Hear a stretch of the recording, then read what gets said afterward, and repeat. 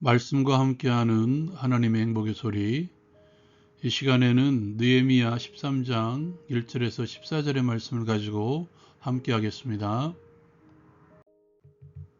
성벽의 봉헌식 이후에 이스라엘의 신앙이 점점 퇴락해 갑니다. 느헤미야는 그들을 꾸짖고 다시 회복해야 합니다. 성벽 봉헌식이 이루어진 후 느헤미야는 모세의 책을 백성들에게 낭독해 줍니다. 그 책에서 암몬 사람과 모압 사람은 영원히 하나님의 중에 들어오지 못하리라는 말씀을 읽게 되죠. 그 이유는 그들이 양식과 물로 이스라엘 자손을 영접하지 아니하고 도리어 발람에게 뇌물을 주어 저주하게 하였기 때문이었습니다. 그러나 하나님께서는 그 저주를 돌이켜 복이 되게 하셨다라고 말씀하죠. 백성이 이 율법을 듣고 곧 섞인 무리를 이스라엘 가운데에서 모두 분리해냅니다. 성경은 제사장 엘리야십의 이야기를 들려줍니다. 하나님의 전에 방을 맡은 제사장 엘리야십이 도비야와 교제가 있었습니다. 엘리야십은 도비야를 위하여 한 큰 방을 만들어주죠. 그 방은 원래 소재물과 유향과 그릇과 또 레위 사람들과 노래하는 자들과 문지기들에게 11조로 주는 곡물과 새 포도주와 기름과 또 제사장들에게 주는 거제물을 두는 곳이었습니다.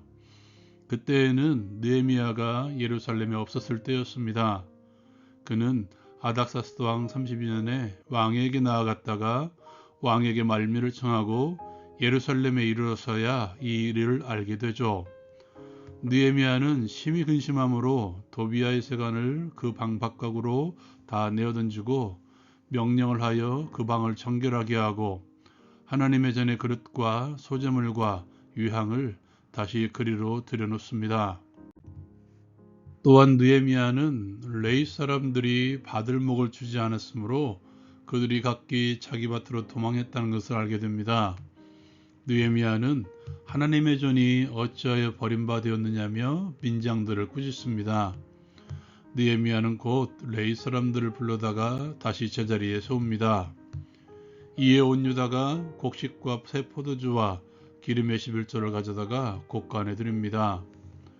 느헤미야는 제사장 셀레메와 서기관 사독과 레위 사람 부다야를 창두어지기로 삼고 마따냐의 손자 삭굴의 아들 하난을 버금으로 삼습니다. 이는 그들이 충직한 자로 인정되었기 때문이었습니다. 그들은 형제들에게 분배한 일을 담당합니다. 느헤미야는 기도합니다. 내 하나님이여, 이 일로 말미암아 나를 기어가옵소서. 내 하나님의 전과 그 모든 직무를 위하여 내가 행한 선한 일을 도말하지 마옵소서. 적용을 위한 나눔의 시간. 이 시간에는 비움과 채움에 대해서 함께 나누기를 원합니다. 오늘 말씀은 성벽을 봉헌한 이후에 그리고 느헤미야가 예루살렘에 없었을 때 있었던 일들을 우리에게 전해주고 있죠. 그리고 느헤미야가 오고 난 이후에 상황 변화도 우리에게 전해주고 있습니다. 제사장 엘리야십과 느헤미야, 어찌 보면 묘한 대조를 이루고 있는 것 같습니다. 둘의 비움과 채움이 전혀 다르게 일어나고 있죠. 엘리야십은 한 방을 채웁니다. 그 방은 원래 소재물과 유향, 그릇들과 특히 성전에서 봉사하는 이들에게 11조로 주는 곡물과 새 포도주와 기름과 거제물을 두는 곳이었습니다. 제사장 엘리야십은 이 방을 비워버립니다. 그리고 그곳을 이방인, 그것도 성벽 건축을 방해했던 이방인 도비야를 위해서 그 방을 비운 것이죠. 성전의 봉사자의 묻을 것들을 비워버리고 이방인 도비야를 채운 엘리야십.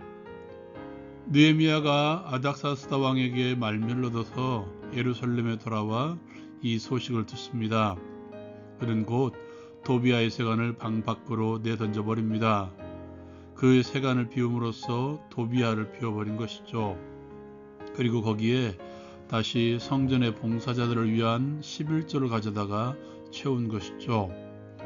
그로 인해서 느헤미야는 그 몫을 받지 못하고 각기 자기들의 밭으로 도망했던 레위인들을 다시 불러다가 제자리에 성전 봉사의 자리에 서게 한 것이죠. 엘리야십의 비움과 채움, 그리고 느헤미야의 비움과 채움, 무엇을 비우고 무엇을 채우냐에 따라서 그의 삶은 달라지게 되어 있죠. 무엇을 비워내고 무엇을 채워나가고 있습니까? 엘리야십이 그곳에서 비운 것은 단순히 제사장들과 성전 봉사자들의 몫인 11조만이 아니었습니다. 그것을 거기 두게 한, 더 나아가 그렇게 하나님의 국관에 드린 거제물과 첫소산과 11조를 가지고 성전에서 봉사하는 이들을 섬기라고 하신 하나님의 명령을 비운 것입니다.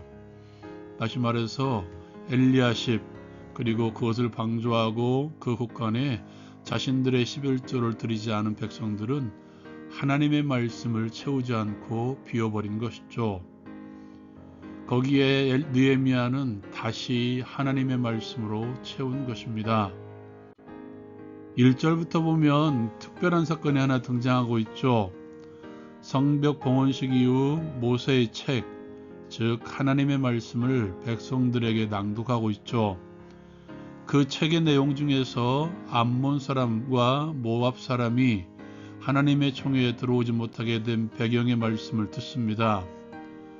이 말씀을 들었을 때 사람들은 이렇게 반응합니다. 백성이 이 율법을 듣고 곧 섞인 무리를 이스라엘 가운데에서 모두 분리하였느니라. 이 말씀은 우리에게 하나님의 말씀을 어떻게 채워나가야 되는지 보여주고 있죠. 하나님의 말씀을 채우기 위해서 우리는 많이 읽습니다. 어느 교회는 성경 천독대행진하고 해서 프로그램을 함께하고 있죠. 많이 듣죠. 지교회 목사님의 설교를 매주일 듣습니다. 요즘은 그것도 모자라서 다양한 방식으로 하나님의 말씀을 듣기도 합니다. 자신이 섬기고 있는 지교회 목사님 외에 유튜브나 또한 다른 방법을 통해서 한 명쯤은 또 다른 목사의 설교를 듣기도 하죠. 묵상은 어떻습니까? 매일 하나님의 말씀을 묵상합니다. 좋습니다. 그렇게 채워가야 됩니다. 그러나 중요한 것은 그렇게 읽고 듣고 묵상한 주의 말씀을 곧 즉시 순종하지 않는다면 그것은 채워지는 것이 아닙니다. 우리의 마음판에 새길 수 있는 방법은 계속되는 순종으로 우리 속사람에서 하나님의 말씀이 떠나지 않게 하는 것입니다. 하나님이 어떤 분이십니까? 그분은 하나님의 길을 가는 당신의 백성들을 향한 저주를 복으로 바꾸시는 분, 바꾸어 주시는 분이십니다. 오늘도 그 하나님을 신뢰하며 기도하며 하나님의 말씀을 채웁시다. 순종으로 채웁시다. 주여 이 일로 말미암아 나를 기억하옵소서. 하나님이여 내가 행한 하나님의 선함을 드러내는 삶, 하나님의 말씀의 길을 가는 나의 삶을 도말하지 말고 기억하옵소서. 오늘도 그 자리에서 기도함으로 신뢰함으로 순종으로 하나님의 말씀을 채우십시오. 주의 말씀이 내 입에서 떠나지 않게 하옵소서. 주의 말씀을 속사람에 가득 채우게 하옵소서. 주의 말씀이 들려질 때마다 즉시 순종함으로써 마음판에 새기게 하옵소서. 예수님의 이름으로 기도합니다. 아멘. 우리의 영적인 싸움은 주의 말씀을 채울 때 승리할 수 있습니다. 오늘도 주의 말씀을 채움으로 승리합시다. 라운큐티 마칩니다.